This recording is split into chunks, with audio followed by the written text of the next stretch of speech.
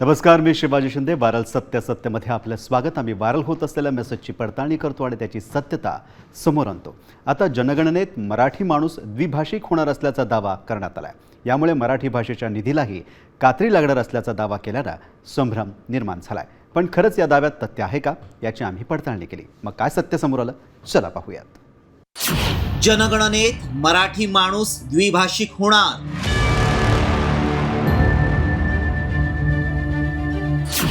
मराठी भाषेच्या निधीला कात्री लागणार.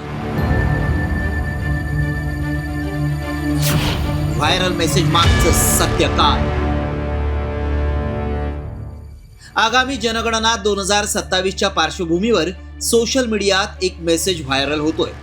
नोंदणीवेळी मराठी भाषेव्यतिरिक्त इतर भाषेचा पर्याय निवडल्यास नोंदच रद्द होईल असा दावा करण्यात आलाय. पण व्हायरल मेसेजमध्ये जो दावा केलाय त्यात तथ्य आहे का? हा मेसेज व्हायरल झाल्यामुळे संभ्रम निर्माण झालाय. पण खरंच यात सत्यता आहे का, याची आम्ही पडताळणी केली. त्याआधी मेसेजमध्ये काय दावा केलाय पाहूया. जनगणनेच्या नोंदणी दरम्यान मराठी भाषिकांनी भाषेच्या रकान्यात फक्त मराठी असाच उल्लेख करावा. जर त्यांनी मराठी सोबत इतर कोणत्याही भाषेचा उल्लेख केला तर त्यांची नोंद अमान्य ठरेल आणि यामुळे मराठी भाषिकांची अधिकृत संख्या कमी होईल. इतकंच नाही तर भाषिक लोकसंख्येच्या आधारावरच निधीचं वाटप होईल. हा मेसेज व्हायरल होतोय, पण खरंच या दाव्यात तथ्य आहे का?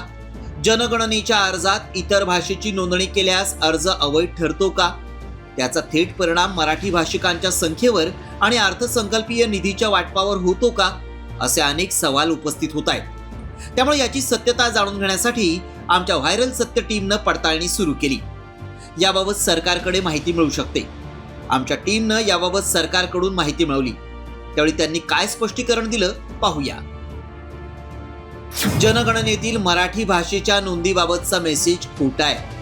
जनगणनेबाबतचा मेसेज दिशाभूल करणारा आहे. अशा अफवांवर विश्वास ठेवू नका. जनगणनेशी संबंधित सर्व माहिती, नियम आणि प्रक्रियेची अचूक आणि अधिकृत माहिती मिळवण्यासाठी वेबसाईट आहे. censusindia.gov.in या साईटवर सर्व माहिती उपलब्ध आहे. आमच्या पडताळणीत जनगणनेत मराठी माणूस द्विभाषिक होणार असल्याचा दावा असत्य ठरला आहे. सोशल मीडियावरून येणाऱ्या अपुऱ्या माहितीवर विश्वास न ठेवता नागरिकांनी सतर्क राहावं.